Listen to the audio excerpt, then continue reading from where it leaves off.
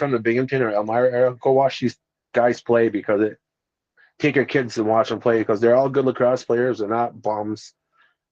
I enjoyed my time there the whole time, and even after the game, they interacted with everybody. And Binghamton had a huge crowd there, so Yeah, for I the mean, I first week, enjoyed it.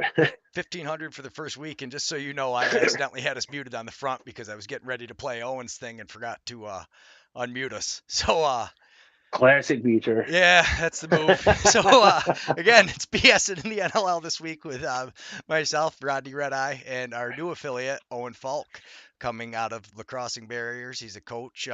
We're going to go ahead and start that video. Awesome. Yeah, he should be. I'm sure everybody's up for a treat. So Owen Falk, right? Yeah. And he has been kind enough to be our new Calgary affiliate.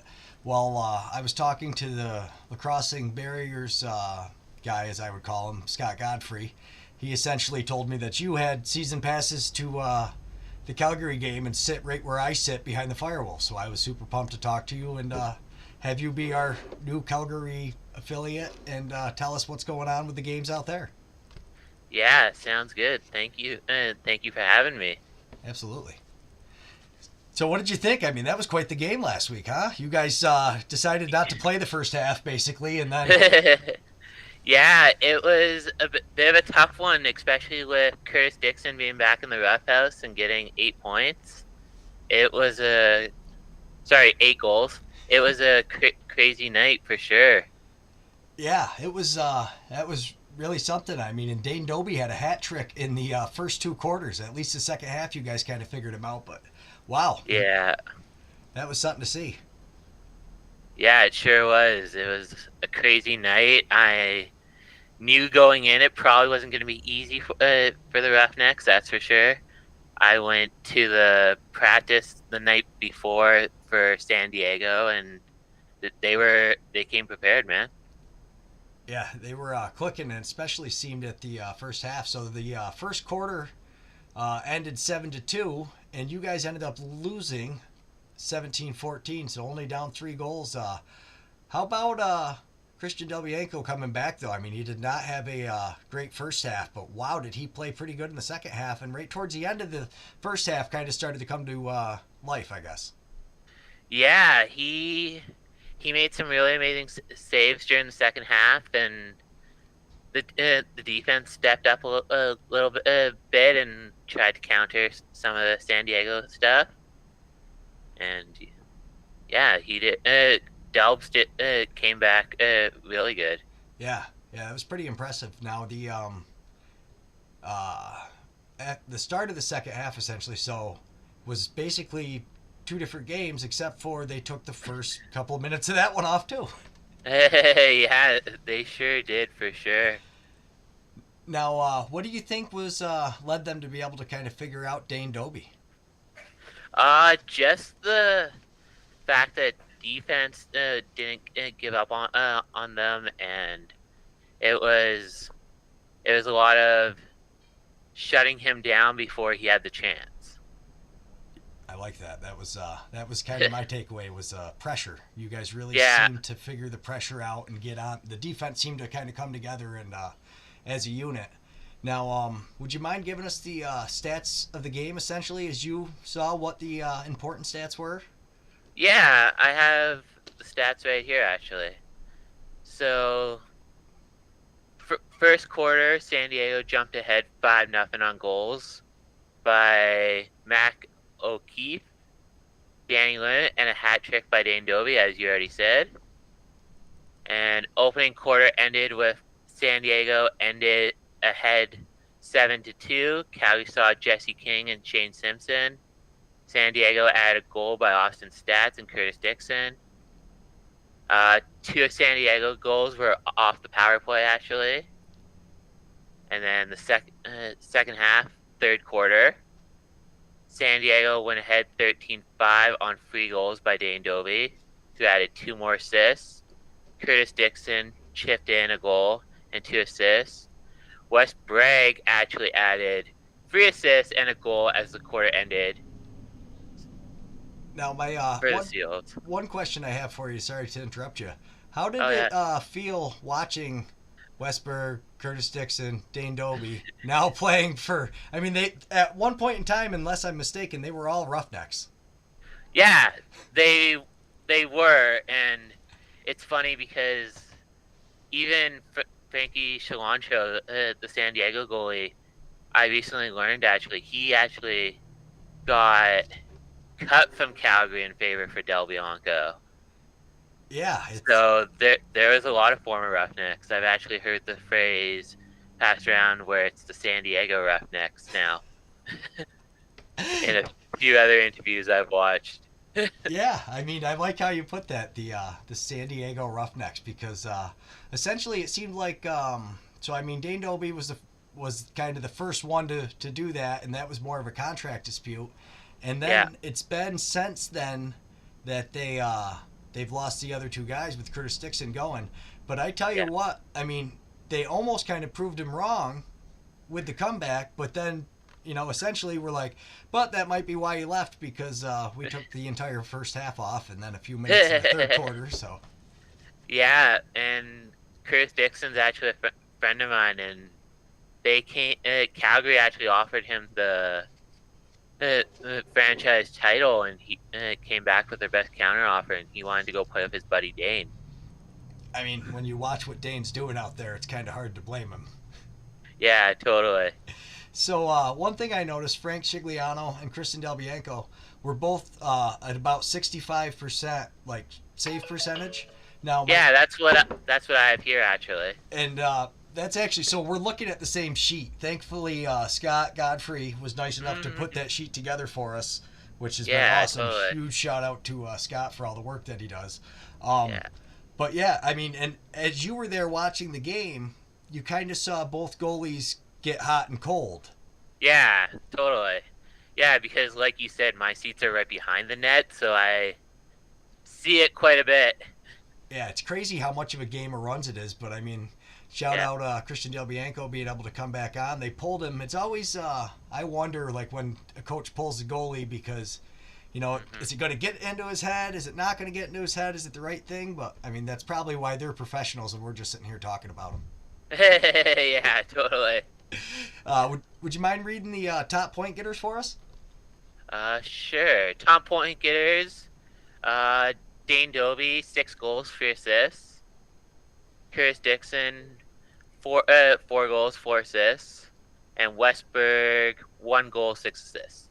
That is such a big thing. I mean, you see the way that team plays together is pretty impressive. So, I mean, Curtis Dixon was kind of right in that sense, but it's like, man, it would have been nice if he could have created that, you know, up in Calgary. But wow, what a great job they do. Now that I've been talking to you, I've watched the Roughneck game a little more intently and was paying more attention to the crowd as I was looking for you on the screen. And that's quite the show they put on up there. It was a crazy game for sure. There was a couple goals that didn't count that I was sitting right there for, and I was like, no, that went in before he crossed the crease or whatever. Yeah, it's that I totally disagreed with the ref on. Yeah, and that's the nice thing about us being fans is we can just sit there and tell the refs they stink without ever having to put ourselves in that. Well, that game in Calgary, a lot of people were chanting, "Refs, you suck." Yeah, and there was a couple calls where the whole arena was chanting that at one point. Oh man, I can imagine, and that seems like quite the environment there. There's so many people there. They do such a good job selling tickets, though, and packing that house. Shout out to Calgary. And who were their top point getters of the evening? Calgary was Tyler Pace, 2 goals, 7 assists, and Jesse King was 4 goals, 1 assist. And what a job as the captain. I mean, he kind of stopped the hemorrhaging there at one point with his first goal and kind of tried to turn the momentum around, wasn't able to, but then ended up with 4 goals. And, I mean, that's what leaders do. Totally. So yeah, he definitely leads by example. That's exactly what I was going to say. I love how you said that. That was awesome. Do you mind actually just kind of explaining your T-shirt? I see it there. Oh, yeah. So, here, let me turn down the camera a bit. This is my Thunder Monkeys T-shirt. So, Lacrossing Barriers is the program we run for other marginalized communities. and Thunder Monkeys is actually the team. That's awesome. So that's the team that you play for? Yeah, exactly. That's so cool. Yeah, Scott, I had a chance to talk with him. Hopefully I get his podcast out before our episode Friday, but it'll depend because he was nice enough to send me a ton of photos, and I want to go through the photos and kind of clip them and make like a slideshow type thing so it'll play the whole time we're talking. But yeah, he told me about the Thunder Monkeys, and I thought that was like the most amazing name for a team ever. How do you try to beat a team called the Thunder Monkeys? Right? It's definitely a pretty awesome team, group of people for sure. That is so nice. And you have season tickets, so do you happen to know when the next game is for the Roughnecks? Here, I can pull it up and tell you for sure. Next game, I think, is January 14th, if I'm not mistaken. Alright, that's what I'm looking right now. Here, let me see. Nope. Yeah, January 14th. Right, that's their next home game. I thought so. They do play this weekend, and it's going to be in Colorado. Now, you are in Canada. How do you guys get to watch all these NLL games when the team travels outside of your zone? So just like you guys have ESPN, we have a similar deal with TSN. So they have like it's called TSN Plus? Not Plus, but they have a TSN game in the week where one game's on TV and the others are on their app or whatever. Okay. On their website. Yeah, so pretty much the same identical system. That has been huge for us because I got all into this when the Firewolves moved into town, and then I immediately bought my ESPN Plus subscription so I could follow them all over the place. Yeah. But literally, I got TSN on my cable package just for Roughneck games. Yeah, I don't blame you. It is something else. So what was your when was the first time you got introduced to lacrosse? Was it through Scott with the Lacrossing Barriers? Yeah, it was actually. In 2018, there was a group of us, Scott might have said this actually, but there was a group of us that went to the Minto here in Calgary. And we got to meet Delves and a few of the other guys. Yeah, that's he actually told me all the players you guys have gotten to meet, and that is impressive. The amount of guys that you guys get to talk to as friends. And he did tell me to not be completely surprised if you didn't see one guy in a Roughnecks jersey stand up and cheer when Dixon scored. But no, I still cheered for Dixon quietly because when we went to that practice Thursday night, he actually made me a deal. He's like, the compromise I'll make with you, my friend, is cheer for me quietly. I'm like, okay. Well, you did a good job because I didn't see you standing out in the camera with the Roughnecks jersey on cheering when he scored. Yeah. Well, it was funny. There was a couple times where he scored, and I'm like, he pulled a Superman against Delps. Yeah, that was pretty crazy. And that was down in front of you, correct? Yeah, that was.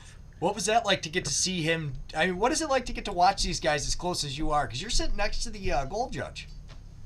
Yeah, so it's definitely an experience. I have a lot of fun. It definitely feels like because I'm so close to the turf that I'm more part of the action than if I was sitting up a bit. Yeah, isn't it just crazy how much faster the game looks from sitting down, like you said, as close as you are, to like if you watch it on TSN, it's not the same. Yeah, exactly, for sure. It's crazy. Now they're playing Colorado. Now in Colorado, any thoughts on this game? Well, it's do or die for sure. It's I mean, that is one thing, is Calgary is starting to get to that point. But I mean, one thing I'd like to point out though is there's so much parity in the league. Like all these teams are so close that even like the Roughnecks might not have the best, win-loss record right now, but they're not doing bad, and they were in that game. I mean, Yeah, totally. Like it wasn't like a complete domination last game for sure. Yeah. But like you said, a lot of the teams, I've been looking at the standings and stuff, and that they're pretty head to head this season. Yeah, that's I'm more of an East Coast guy, so I pay attention to ours, and it's just Yeah. crazy because everybody seems like they're beating everybody right now. I need Albany to play good against Halifax because Halifax is going to come in hungry. But yeah, it looks like They are for sure. yeah, and they just lost to Buffalo. I don't know. Do you watch all the games or do you mainly just watch your team? I mainly watch Calgary. I watch little bits here and there of some of the other teams for sure. That's awesome. So if you ever see anything on the TSN that you want to talk to us about, just when we get together, we're going to try to set these up every Monday. But you're having a Cool. surgery starting pretty soon. Yeah, actually, this Thursday I'm gonna have ACL surgery. Aha, so you'll be sitting in the chair. We still could probably talk. Maybe not the first week. Yeah. But Well, Scott told me he was gonna do up the stats and stuff while I'm on bed rest. So that's awesome. Huge shout out to Scott Godfrey. I'll make sure I. yeah, totally. Yeah, what an awesome guy getting to talk to him for a couple minutes. Well, it's been awesome, Owen. It was nice. I say getting to meet you, even though we're virtually meeting. Yeah, no, totally. I had fun. Thank you for having me. Yeah, absolutely. And we'll see you next week. 4. Sounds good. Good luck with your surgery, bud. We'll talk to you later. Okay, bye. And we're back. It was pretty cool. I loved getting to talk to Owen. You'll have to listen to it afterwards because I haven't quite figured out how to make you hear it yet. But we're back, and we're going to start out with the Bandits in Halifax we were just talking about. What did you think about that game? First of all, Buffalo 3, Hamlin. Everybody pray for him. He's doing great. Talking about Buffalo, we'll get to the Bandits now. Josh Byrne, ridiculous. He went off on a Halifax. No one could stop him except his own team or himself. Yeah, that was crazy. I think, yeah, he was close to the, what was it, 8 goals is the record. I don't know. I thought for sure he was going to get it, but unfortunately he didn't end up with it. But wow, yeah, basically like you said, is they he, they won by 5 goals. He had 7 goals. It's Yes, once he caught fire, that was over with. He basically, him and Dane Smith. I mean, Dane had 8 points, or what Yeah, did he Dane have? had 11 and 12. 8 assists and 3 goals. So yeah, So he had 11, and Josh had 12 points. I mean, look at it right there. There's 22 points between 2 players. That's ridiculous. yeah. I think a lot of it has to do with too the fact that Buffalo lost to Albany, and they took that serious. And you said you actually heard on what is it, the what was it? Josh and Dane podcast. That's right. So it's the Josh Bird and Dane Smith podcast, and Yep. that's a big. I knew it was gonna be, and I tell you, this is that's the thing in the East is it's tough to drop even a game, especially with Rochester going 3-0 now. But wow, I mean, Matt Vince was even playing like he had a bit of a chip on his shoulder after that last game. Yeah, he had 44 saves against the Halifax. I mean, that's a lot of saves. I mean, he got Halifax. They have a solid. You got Randy. You got Bull Hunter with his first goal. Cody Banesh. Yeah, they're just Peterson. They're loaded. Yeah, Shanks. I mean, they were, and he had 44 saves compared to Hill had 21 for Halifax. Then he got pulled, and then Hutchinson went in and had 13. Yeah, I mean, it's kind of hard to save a shot when Josh is just on fire, and it was just, and Tohoka had what, 3? yeah. I think he had 3. Then Toke had 3 Tyler points, 2 Buchanan. goals, 1 Yep. assist. And Kyle Buchanan had 5 points. And how about his dunk? Oh my goodness, that was nasty. Yeah. You know what made it even better is after he scored, Bell there grabbed the ball and just threw it to the half court. Oh, you know that hurt. Oh yeah, it was. I, You could see it was a miscommunication between Hill Yeah. and Bell, really, is what it came down to, and they both went, Yep. same side, and it cost him, and that's really what it was, and he took it personal because that's the kind of things that you can't, you can't ask your goalie to be on both sides of the net at once, and it's awful hard No. with that goalie equipment. So I mean, that one definitely is that falls on Tyson. But I tell you, really, I think that they went on that 5-goal run in the at the start of the third quarter, and that really Yeah. was when it was like, okay, boys, let's go. And yeah, Byrne only had 1 goal in that stretch, but they never really, I don't know. After that, it never felt like Halifax was back in the game. Like they were, but it never really felt like it was that close. Even though they, it was with, they had it within 3 goals at one point. You had 13-16. Peterson scored, but I just Yeah. did not feel like Halifax was coming back. No, they were just out there playing the game. That's what it felt like. They didn't have that one, like Cody should have took over. Like he's like, let's go. And it seemed like they were just like nonchalant, like let's go out there, pass the ball, get a shot. Well, that's the For some problem. reason, they already lost. It seemed like they already lost. Right. And that's the problem because you talk about somebody taking over. Stotts has 3 goals, and it's like not even, and Cody did have 3 goals. But really, when you Yeah. talk about a player taking over, you need that guy to get 4 or 5 goals. And you can't count on it every night, but you some nights you need that. How about Withers, though? I thought Withers had an amazing game. Yeah, Withers was just disgusted on that face-off circle. I mean, Gusty got the face off, and he's tough, and he's part of the Yep. offense. He's part of the defense. Yeah, he's picking up all. He is. Yeah, I was a huge fan of Withers, and then the way he kind of finished it off there at the end was kind of like a little feather in the cap. At the end. yeah, like nothing against Adler. He's a great face-off guy. It just wasn't his night. Weathers just showed that he's a better face-off guy. Yeah. And right now, like we both said, Weathers is probably the best face-off guy in the league right now, easily. Easily, because the main thing isn't even that he's going to win all the face-offs. It's that you can leave him on the floor. He's soaking up a ton of time. He doesn't just give up yeah. like if he loses. Yeah, he's not a detriment to you if he's stuck out on the floor. No, you can count on him. If he loses a face-off, you can count on him on defense to play hard-nosed defense and possibly get the ball back, playing his good defense. And he's a good outlet player. He knows how to run the ball up. So yeah, he had caused turnover too. He knocked the ball Yep. down. 17 loose balls. He's all over it. But what I noticed as I'm looking at it is, as you're looking at the rest of the stats, they had decent distribution, but you need Shanks. You need Austin Shanks to get more than 1 goal. You need Bushi. He got 2, so that's good. Withers, none. He did so much else. Ryan Benesh is more of a pass guy. He was on fire with the stick, but I mean, he still had a goal, 3 assists, and 4 points. But Peterson had 7 points. Yeah. But they were quiet 7 points. Like they didn't stand out. I mean, he could have. I don't know. It's so hard because like Jammer had 6 points, Stouts had 8 points, but that's those 3 players. That's it. Yeah. You need everybody else to contribute. Yeah. I mean, how about Bowhunter though? First game, first goal. And as we were talking about, he probably could have had 2, but little. Nervous, a little.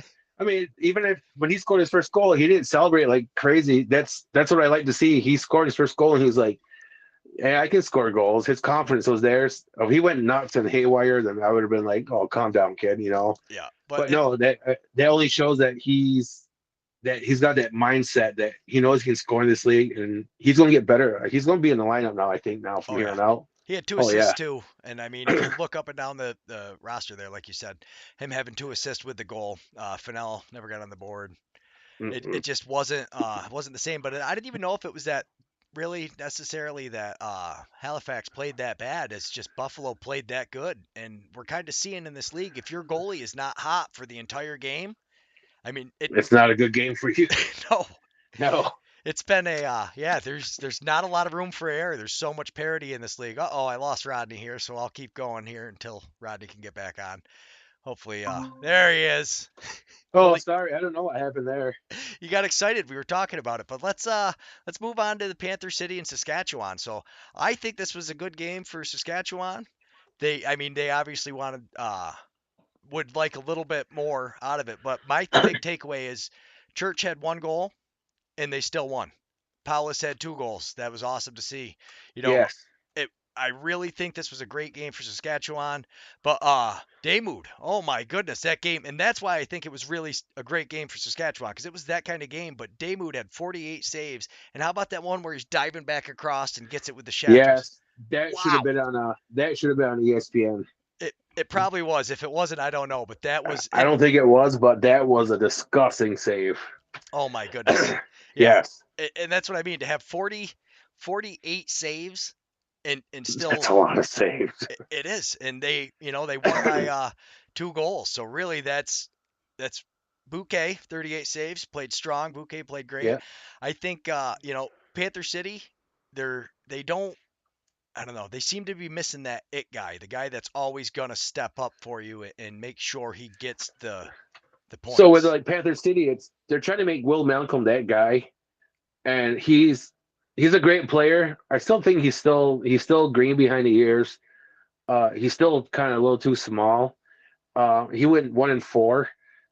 that's still not a bad game, but they That's need to not- like It's not your leading goal scorer. You need your offensive no guys. Every team needs at least 2 guys on the team to get 2 goals. And really, it's getting to the point now two, where you three almost goals. need Yeah, 2. Yeah, you need 2 hat tricks out of your big guys. And you're seeing that from a lot of these teams. And I don't see that happening for Panther City in the near future. no, I think that's no, going to be their biggest problem. And their defense played okay. I mean, it's not like Damoud made a lot of great saves, but not every yeah. shot was that phenomenal of a shot. Obviously, some of them were in that one highlight goal, but their defense I don't think is that bad. I think the problem is that you just got to find somebody. Caputo's got to step up. He's got to start burying it, or you got to get guys. Somebody's got to So be that guy. like Caputo tried to be the guy at the end, and he got laid out and just threw the ball away. I was just like, that was coming. They're going to pressure. He knows better than that. Like he's a great player, Caputo. I can't remember who hit him though, but I mean that Yeah, D guy made a great fucking play. That's all I gotta say. that was a yard. He put it right in his ass. Yeah, threw the ball right out of the bounds. That was I was really impressed with that game. And like I said, my big takeaway for the rushes, yes, I think the rusher back, Mike Messenger is Mike Messenger, and that's Yeah. always such a huge thing.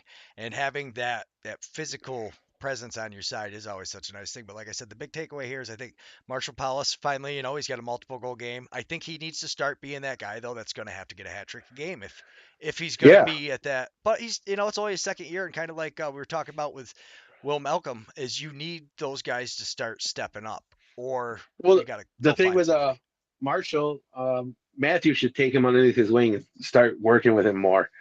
I mean, Marshall knows how to score. Matthews knows how to score too. I mean, but like I said, Matthews getting older, and it's starting to show his age now. So he's not, he don't have that stutter step like he has to. Yeah. His shot takes a little bit more time to get off now, where before it was a rocket. I don't really want to say this, but he needs to kind of like pass the torch over to Marshall. Yeah, I mean, you actually saw Church. I just saw this stat, which kind of surprised me. I didn't even pick it up watching the game. I don't know how I didn't, but Church had 15 shots, 1 goal. ooh, Yeah, that's horrible. He shot the most of any. That's what I mean. Is like I thought this was a great game for most of the rest of the offense. Yeah. But 15 shots, 1 goal. Your next highest shooter was Mark Matthews with 10.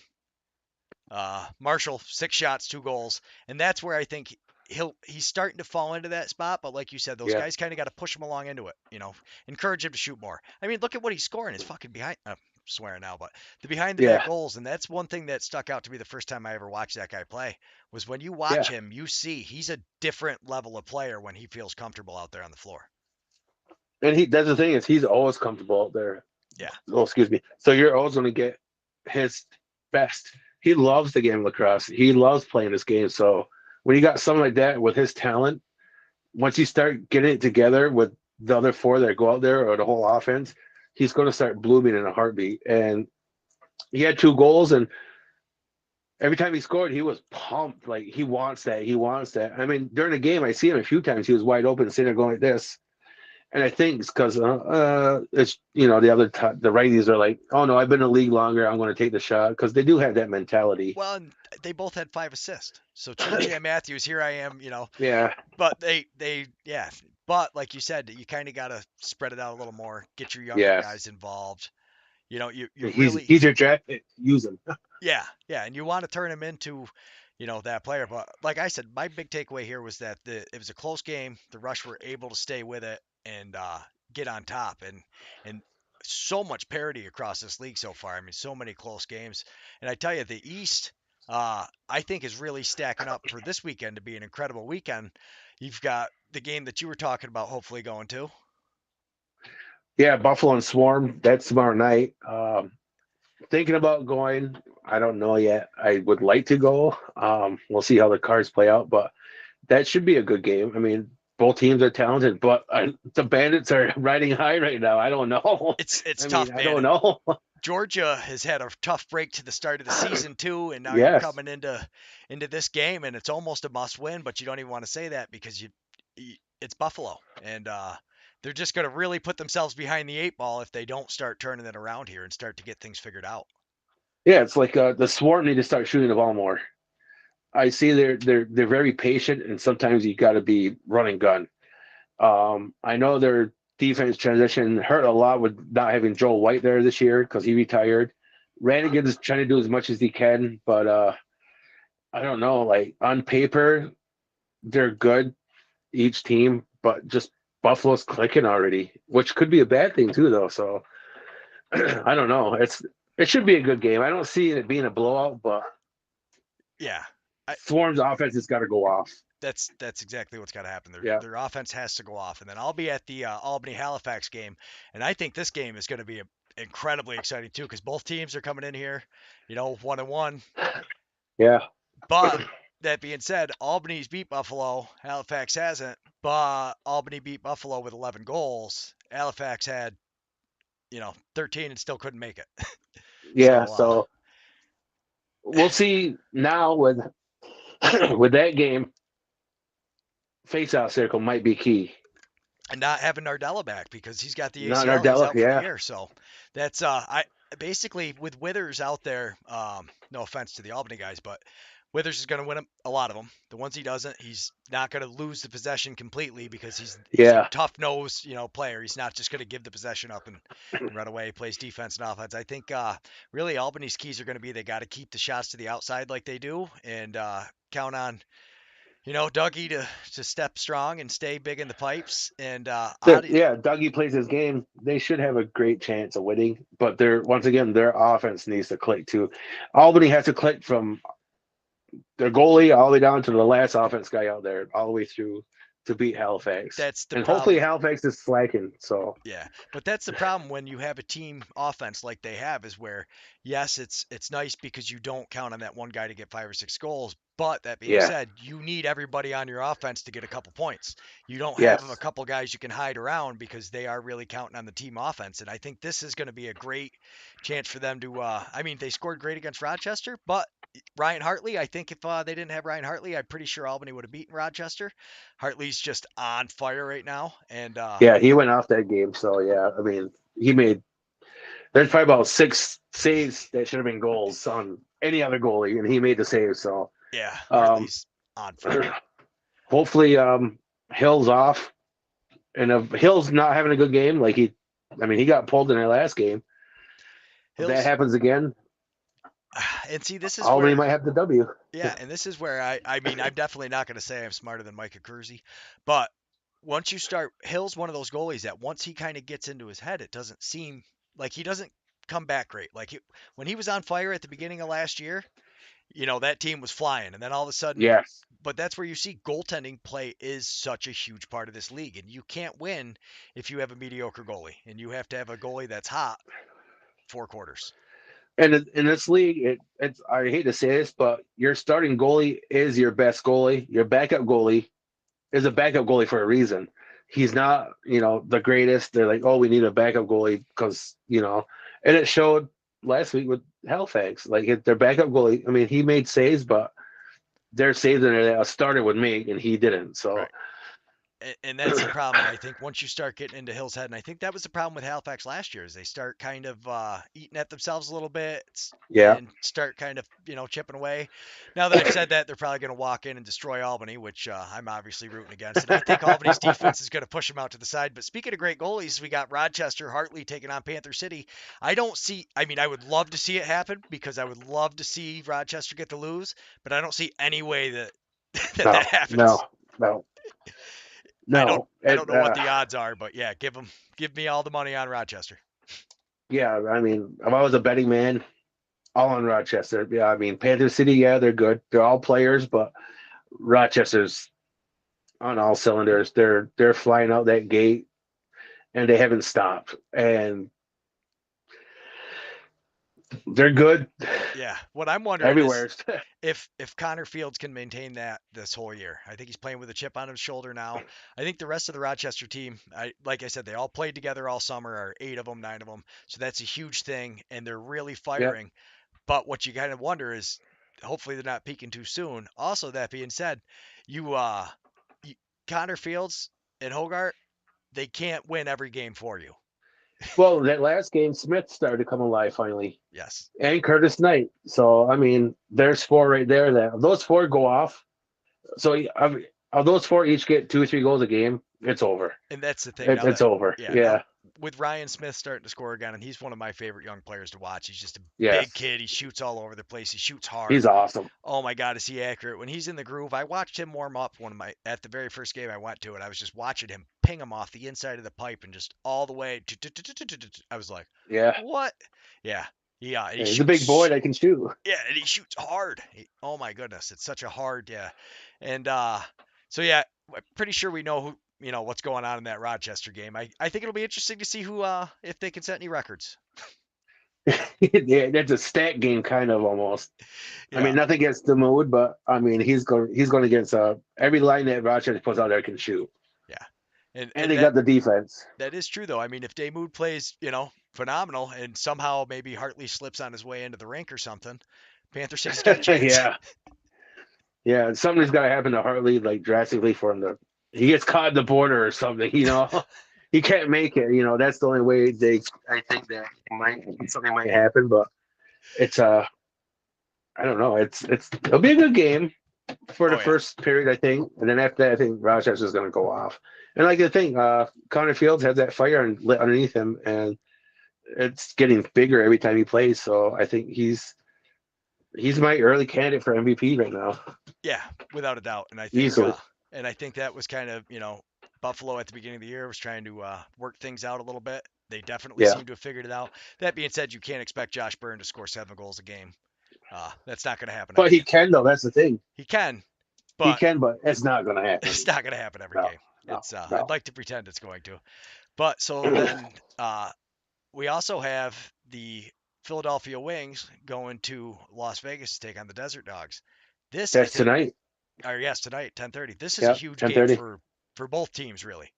Yes. Las Vegas needs to win this game. There's nothing else to say about it. They need to win this game. Not only do they need to win this game, they need to win it for a confidence builder, get their team going. And the thing is, Las Vegas, they packed their arena. That's the thing. I was talking with Eric. I was like, how many people were there? He was like, oh, it was full. I was like, really? I was like, on the TV, you could see the stands. He goes, no, it was packed. Yeah. And he's like, we need to win for this team. So they're hungry for that W at home. So and I mean, this is where one of those things is Philadelphia is either going to, if Vegas beats them, I think it's safe to say Philly's out in the East. But if Philadelphia wants to prove that they're a contender, is why I said it's a must-win for them. They can't drop this game if they want to stick with it in the East. There's too much at the top, and there's too much parity going throughout that East, though, as far as, Buffalo. Buffalo. Albany beat them in the first game. That seems to be a big thing for them. And they came out and showed it last week. And, most teams had the bye, so it'll be interesting to see how Philly comes out this week. Vegas. Well, Philly can't depend on Blaze again. That's the thing. Then everybody needs to score. Like Rezataris needs to score. What's the other righty there? That's all. Like he was a good scorer last year. He hasn't scored this year. That's why I can't remember. No, Rambo needs to step up. Yeah. No, the righty, the other righty, not Matisse, the other Philly guy. I'm drawing a blank now, of course. Exactly. Once I say his name, you're gonna be like him. Yes. Oh yeah, it's got to be that guy. Oh, McIntosh. Oh yes, yeah. What has happened to McIntosh this year? I don't know. Yeah, exactly. I mean, where is he? I mean, our first podcast, the first Philly game, he didn't have nothing. No. I think he had an assist. Second game, nothing. I mean, he's a great player. I mean, Philly has an offense. They're just, I don't know. I don't know what's going on with them. And they got a great faceoff guy that gets them the ball. Yeah. Jackson's got to score. I mean, that's the thing. Like you said, those guys got to step up. I finally got the roster pulled up. Rezataris has finally gotten on the board a little bit, but he is definitely not putting up Rezataris numbers. No, not even close. No, like you said, we can't allow this to be the Blaze Reardon show. Otherwise, he can't keep that pace going. No, they're going to wear him out in a heartbeat. Yeah, I don't know. Like I said, I think this is a huge game for both teams. I think it's really going to set the tempo for them for the rest of the year. Is basically, is Philly going to be an actual threat in the East, or like we said, are the Desert Dogs, are they going to start to get it together? This is should be a good game for them. I think it'll be super exciting. I'm definitely going to be watching it as soon as we get off. We'll see if Joel Washington start. We'll see who starts for the Desert Dogs. I think Joel's going to start. That was going to be my next question because so Yeah, Joel didn't play. He had a rocky first game, and then they went with very him. rocky. Yeah, and then now they went back with him. But again, this is why I say like it's such a thing for goalies too, because once you kind of get in their head with that and you pull them, you're not giving them the chance to kind of work through it. But that being said, now they've given both guys a chance, and I don't know. I've seen Joel play before, and he plays big, and I think against this Philadelphia team, that's something that he really it's meant for him because you've got big guys charging in and big shooters shooting from the outside. Yes. This is his style game. He's not, he's not the super fast backdoor goalie. He's not going from the No. far top, cutting to the back pipe. But And that's what Philly's not. right, and that's what I mean is this is a perfect game for Watson to start, and Yeah. hopefully he has a better half, and I'd love to see the Desert Dogs win. Obviously Philly's in the East, so Especially at home. I'm always cheering for an out West team. But just for their fans, even I mean, wow, what a how awesome was that? Their first game. I wish Albany could get that excited for a game. My goodness, that was electric watching that game and listening to it. Yeah, it was when I switched over, started watching it again. I was like, oh, there's a good crowd there. And then when they cleared the benches at or almost a line Yeah. brawl at the end, that crowd went nuts. So Las Vegas is into it, and they support all their teams, even if they suck, like Yeah. the Raiders. No, They're still there. that is a huge thing. Another big game in the East. Yeah. You've got Toronto playing New York. Now, The Rock again. This is another one of those teams where you're looking at it going, what happened to their offense? They kind of shut down in their last game. Yeah, that's the thing. They're shutting down, and New York is picking it up. Like they're starting to come together finally. I mean, was it their second year in the league? Third, second. Second year, I believe. Yeah, and they got everybody back pretty much. They lost a couple guys that they really didn't need anyways, but whole new coaching staff for New York, and they're putting up numbers. I mean, Yeah. their defense could do a little bit better, but if Toronto comes out firing on cylinders, I think they're going to win. They just, I think it's going to be a 1-2 goal game. I think. Yeah, but I mean, this is really for The Rock though. I mean, you've got Schreiber, of course now I'm forgetting his name. Dan Craig, Scott or Mans, you got Keogh's Dawson, what I was thinking of. Keogh, yeah. Keogh, like that first game when they played, you're like, okay, you're looking at him going, why would anybody get rid of Keogh? He's one of those players in the league. And then you watch last week and you're like, oh, okay. So Okay, yeah, they were yeah, kind of shut down a little bit. And I tell you though, I mean, yes, they were playing against Buffalo, and Buffalo was playing, really well in that game, and their defense obviously played great. Not to take anything away from Buffalo's defense, but 8 goals No. by Toronto, that is an offense that, yeah, if you could keep a team in single digits, you have to assume you've got a really good chance of winning good the chance game. to. Yes, I mean 8 points that's ugh. Especially that type of offense. I mean, any one of them could put 8 points up themselves. That's the thing, Yeah. and they didn't. No, and that's where I really think you're going to start to see, like, okay, is Toronto going to figure it out, or are they still going to be fighting for who's the leader? Is Challen Rogers still, can he get a hold of those young guys and kind of get them straightened out? And maybe if he's not, getting up the floor quite as much as he, would like to now, it still you need that leadership, and you need to get those guys united together. But like I said, it could have just been Buffalo, and that I think we'll get to see when we see Halifax come to Albany, because if Albany's able to shut down Halifax too, you're going, okay, so maybe Halifax is a little overrated, but even though they scored 13 goals. But but still, right. But if Albany can hold Halifax down too, like I said, you're going, okay, yeah, maybe not so much. So we'll see. I think that's gonna be an interesting game. It will be. I mean, because like I said, New York, they're starting to come into their own. Look at Larson. He had a couple goals that last game. Finally, yes. Him and T are starting to work great together. And then Jeff T's just Jeff T. I mean, he's gonna do what he does no matter what you do to him. Yeah. The kids, I don't know, and they don't even have Cullen Crawford yet. So, I mean, once they get him back, it's going to be a lot better. I mean, I think, like I said, it's going to be a 1-2 goal game, and I can't tell you who is going to win. That this game up to me it's up in the air. Yeah, I think it's going to come down to how's Rose playing, how's Orleman playing? Is it going to be, because really what we've seen a lot too though is if your goalie gets cold for a couple of minutes, you're out of luck. I mean, Matty Vince, you're done. Holding Toronto to 8 goals, yeah, that's amazing. But we'll see if they really can. Because if you get a couple of goals, you give either of these teams a cold goalie for a few minutes, or even 3 or 4 goal. Like every team will have their 3 goal runs, but I mean, if you get Yeah, a 6 goal run or a 5 goal run, more you can't come back from that. right, that's too hard to come back against this firepower. Yeah. And then we've also got Calgary and Colorado. The first, I think they're doing the trophy this weekend down in the Loud House in Colorado. I believe Oh, they're, are they really yeah, I think they're hoisting the cup, and this is their big party. getting the rings? Yes, but Colorado. We'll see. I don't know.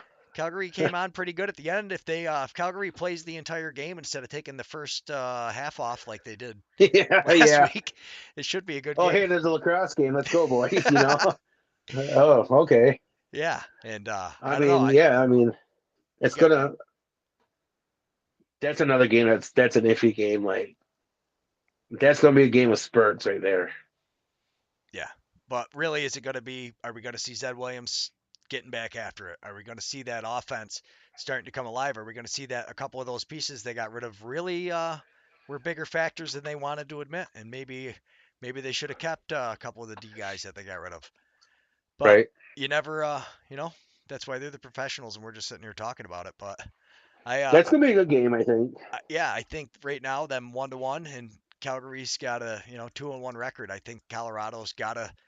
You don't want to get that far behind. I mean, you don't want to peak No, early, but they also had a slow start last year and then came on hot at the end and proved it us, won the whole thing. yeah, proved us all wrong. So So yeah, yeah, I think this game, like you said, I think that's going to be a little more physical than the Toronto game, but I think those games are both going to be 1 goal games, and I think yeah.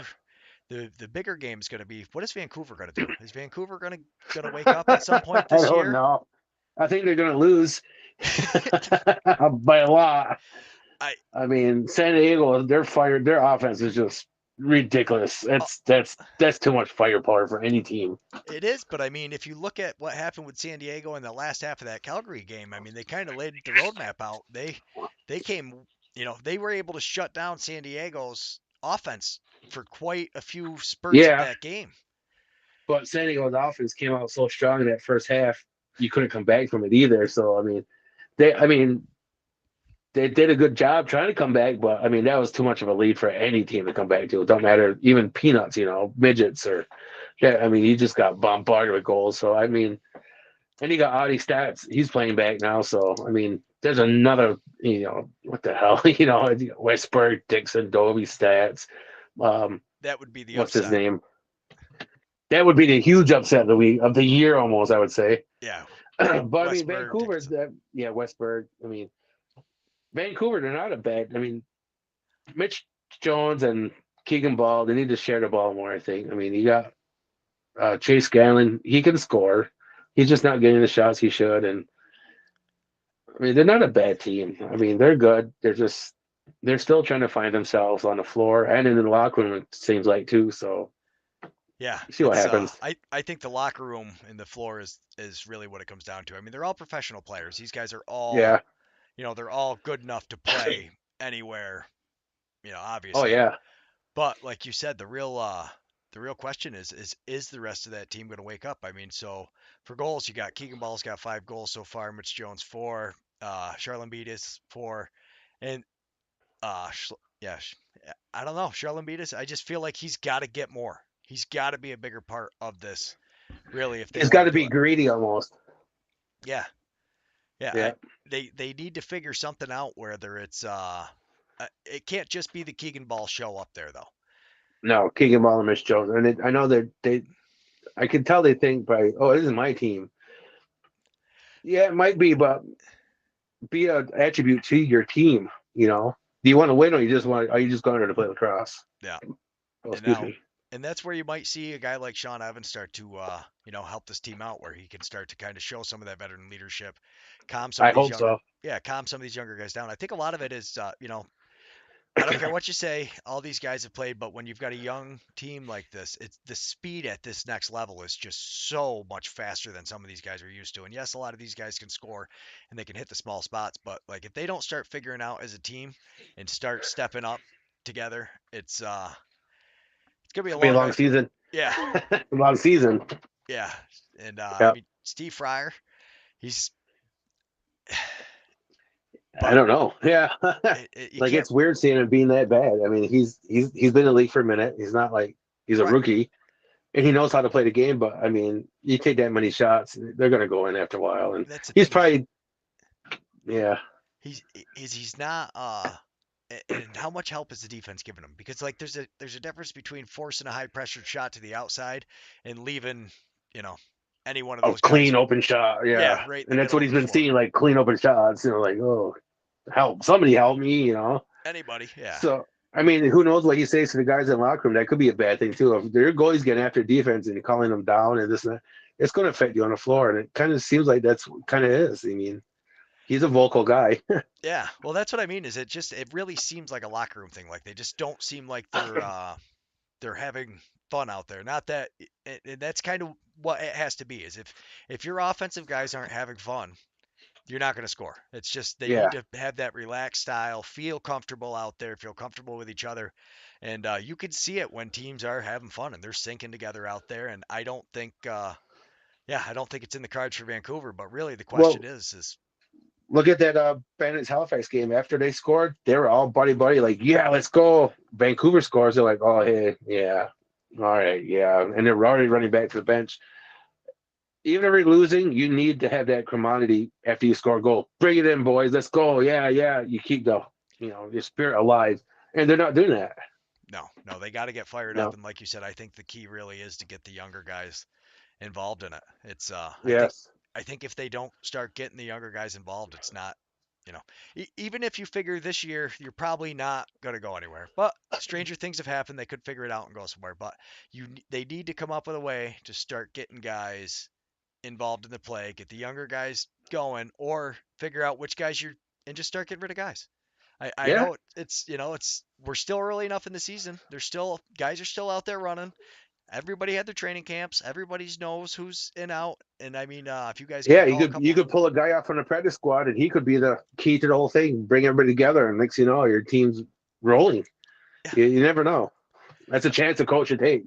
right. And that's the thing. You got to find a spark plug somewhere. And Yeah. really, Keegan Ball is trying to be the spark plug, but he's not quite scoring enough to really be a spark plug. Yeah. He's not, it's not working out the way you would kind of hope it would for him, obviously. But it's just, I don't know. It's really a shame to see that it's because those games have not looked that close. It's been No, it's bad. bad. Yeah, very bad. Yeah, and I And mean, like you said, you say Vancouver, we both laugh. That's not a good thing. You shouldn't do that. no, we definitely should not. And especially, I mean, we were even But we talking do. about the Rochester game though, and we were like, yeah, the Rochester doesn't have a chance against or not that Rochester didn't have a chance, but Panther City didn't have a chance. But we still, like we said with Day Moved, you still know it's a game, and it just Yeah. Vancouver, definitely not. And I think San Diego, especially after the way that game ended in Calgary, I think they're going to come out fired up. And I expect him to get to a huge lead off the start, demoralize Vancouver like they like to do, Yeah. and they'll just kind of demoralize themselves. And it seems like a locker room problem that they're really just not able Yeah. to solve. Something's wrong there. Yeah, it's Maybe not. fire the coach. Who know? You never know. Yeah, it's definitely been an interesting go. But well, that's been about an hour. Hot Rod. Nice. Yeah, so we got to go so we can get ready to watch the game. Thanks everybody so Best much day of for the week. yeah, thanks everybody so Yep. much for joining us. Thank you. Number 3, Hamlin.